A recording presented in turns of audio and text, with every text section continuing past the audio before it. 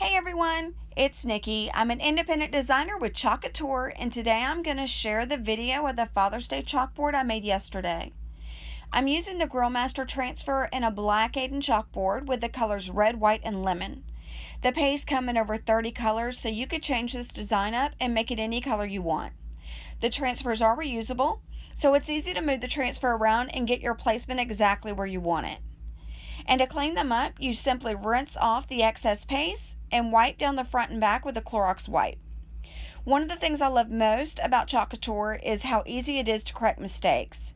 Just wipe them away with water and redo that part of the design. There's no skill or artistic talent needed.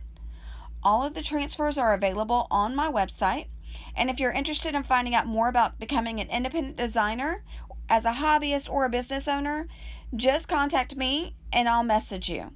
If you enjoyed this video, please subscribe to my YouTube channel. Thank you so much for watching.